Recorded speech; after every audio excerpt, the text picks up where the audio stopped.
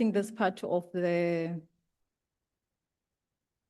statement, my workings with Minister Mchunu, I must say it was amongst one of the best I've ever experienced, of a political principal who dedicated his time working on improving the detectives and also trying to get SAPS to automate, SAPS to do things in a way that will make it easy for the victims of crime to report and also have a better feeling when they go to police stations.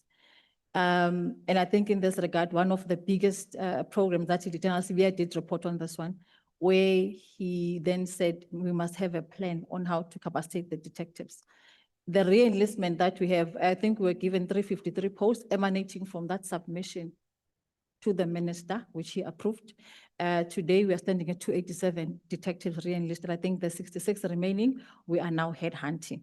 So for me, that is one of the good things that came out of his initiatives. And then secondly, the issue of the SAPS, I think Baksa, I spoke about that. And again, the expansion of your forensic science laboratory footprint, particularly the CSIR. The CSIR has offered SAPS some of the old labs used during COVID, that we can use them for DNA analysis, particularly your reference samples that actually are your buccal samples or your intelligence samples. So those good things that he did for me really said a lot about progressing the police, you know. And I must say that even on his exit, Minister Kachala and General Masemula are proceeding with those projects. So it's a positive thing. But again, I must say that in relation to him disbanding the political task team, I want to go back to the IMC and use maybe, for lack of a better example, this committee. There is a chairperson who actually is overseeing the structure. He cannot decide to say, but tomorrow you cannot sit. For example, he cannot say General Senthumule cannot come and present herself, because the committee must meet, deliberate, and agree.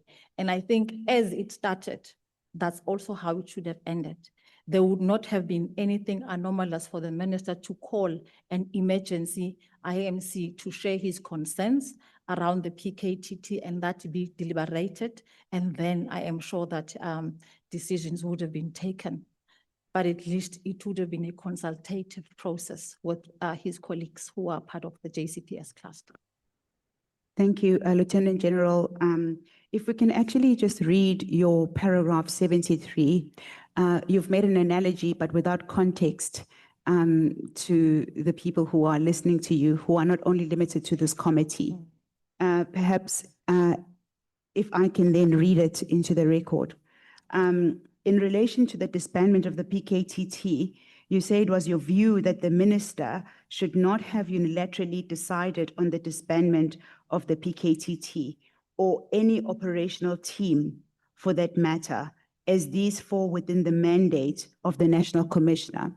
Now, what you have explained about the chairperson who oversees this committee, the chairperson is actually a member of this committee. Yes.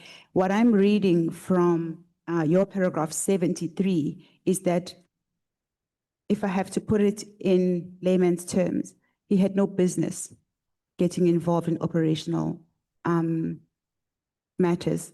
Do you have a comment about that? I think those are very strong words, so I wouldn't necessarily agree with them. Let me leave them to you because you are giving evidence. Maybe, as I have said earlier, that it would not have killed anybody if, for example, an emergency IMC would have been called, or actually if an emergency police meeting would have been called to say, here is a matter, and how do we then go about doing it? And probably the minister said, I think I saw jealous years later, that there was an assessment, at least share the assessment with those who are going to be involved, that we can deliberate. And I think that's why when we talk integration, it means that we then bring all our brains together and come up to an amicable solution that will advance the organization.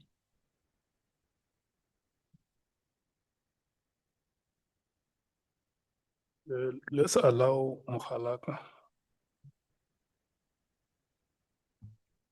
I think the question is, did the minister have a business to do with the disbandment of PKTT or not?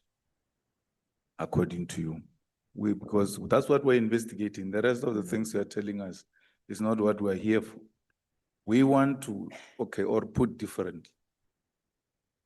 Do you think it's a political interference for a minister to write a letter on the 31st of December, disbanding the PKTT without consulting the top management of the police? I will respond in the affirmative. Thank you, Chair. Which is a yes, Honorable Mateus, thank you.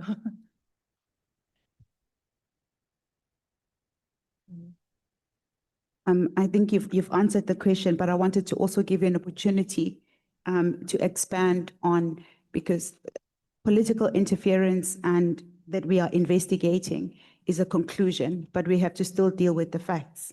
And you say here that it did not fall within his mandate as it was operational. Would you like to expand on that? I think one of the questions that came, I can't remember whether it's from Honorable James, related to whether the minister had to involve General Mkwanas. I think it was from Honorable, I'll say Mbangazita, for not to offend the said Mngwango. Ngiyabonga, Honorable Sangon. The minister could not have involved any operational person, but the minister had an obligation to call a meeting, whether with the IMC or with the SAPS management involved in such matters. And then there was a discussion, but he could not sit alone and then make those decisions. So for me, operationally, I think, for lack of a better word, I think he overreached.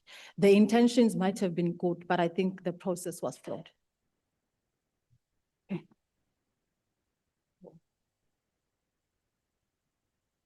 We will take the following two hands. We'll start with Honorable Matheus, followed by Honorable Ngola. Clarity again. IMC, when the minister was appointed as police minister, did it sit at all? Because he's supposed to chair it. Did it have at least one meeting? In my knowledge, it never sat. I think the minister arrived around July, and I think the instruction was issued in December, but I've never heard of any IMC sitting. Did And anyone if- alert the minister that might beg be your one? pardon? Did anyone alert the minister that there's this IMC? Did you think in your opinion that he knew that there was an IMC, but he was in the cabinet before, so there was no meeting, no any engagement at all?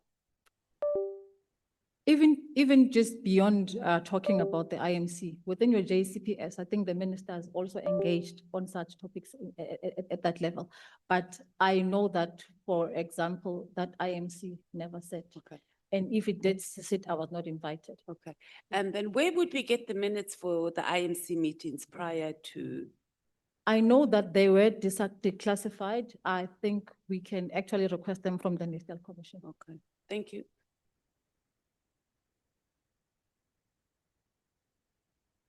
Honorable Ngola.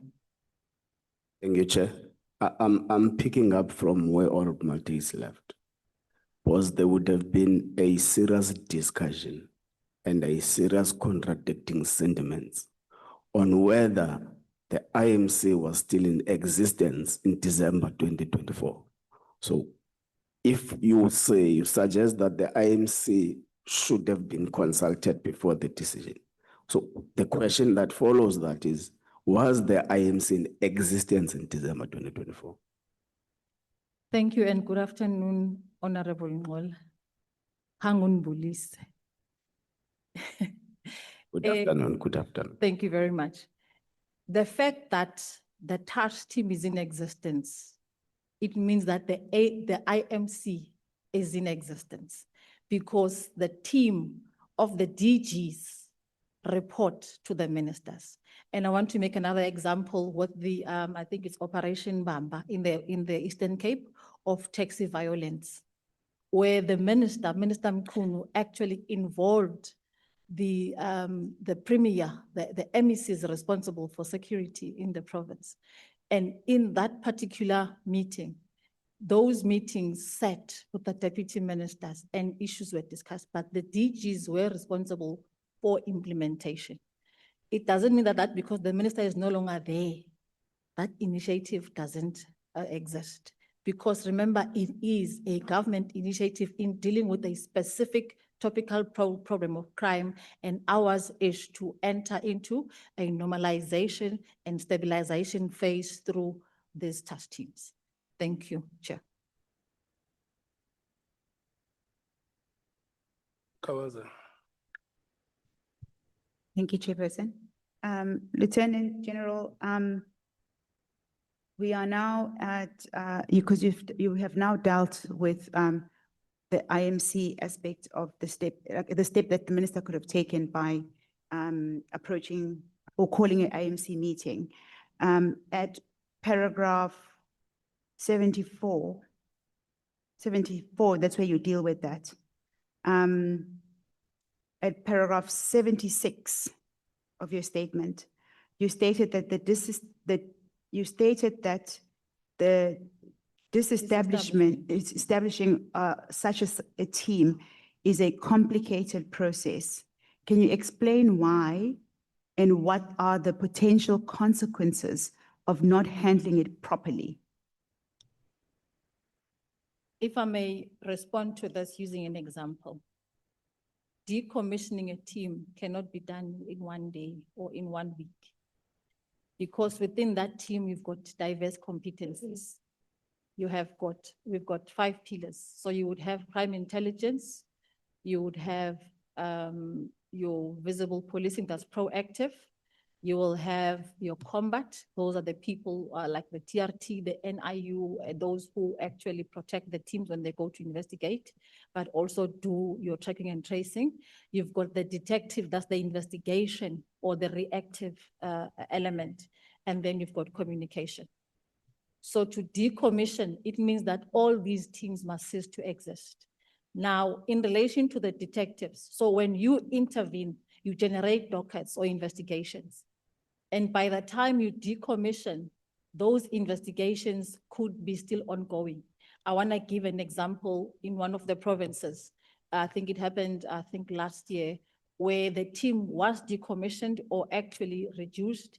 However, because the team carried 200 and odd dockets, we then had to request through the NCCF, which is the National Crime Combating Forum, Chairperson General Musigidi, for extension.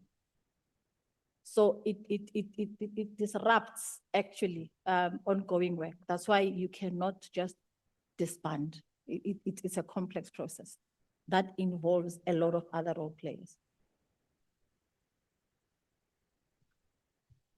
Thank you, Lieutenant General. At paragraph 77 of your statement, you've in part dealt with this elsewhere in your testimony, but I would like to address it here. I'm more interested in asking the latter question. You highlighted that the deliberate exclusion of the Provincial Commissioner of KwaZulu-Natal in the disbandment process.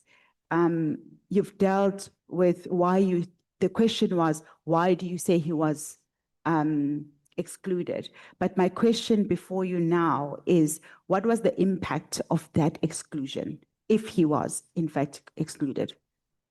Need I say more? I'm sitting here today to account to the public on what happened. Thank you. General, if you can just perhaps expand on what you mean by that. I am basically saying that the exclusion of the PC led us to where we are today. Had the PC been involved and being part of the process, I think the outcome would have been different. And I am not saying this because General Mkwanas. I'm saying this because it is the process in the police that when it comes to moving the dockets, the PC needs to be engaged. So I don't want to attach it to a person, but to a process. Thank you.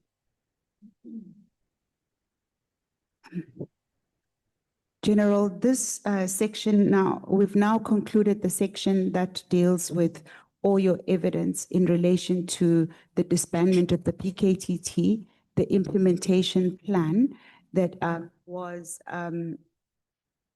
developed by you and Lieutenant General Khumalo. Now that we are closing off this section, I would like to offer you an opportunity if you have any further comments in respect of the PKTT, your role within the PKTT, the steps that you took up until the point at which the dockets were transferred. Before you respond to that, can I just ask the question, because your statement does end quite abruptly. Were the dockets transferred and were they received by General Mkhwanazi? I think post our engagement, I know that I was no longer involved, but the dockets eventually found their way back into KwaZulu-Natal, into the PKTT. And I think post that, in terms of now, I think my workings with the team moving forward, I work very closely with the team of General Khumalo and Colonel Khumalo, particularly in facilitating the movement of dockets that would link to what they're investigating. Thank you, Lieutenant General. I would like to give you an opportunity now, if you have any further comment regarding the process of PKTTs. No, thank you.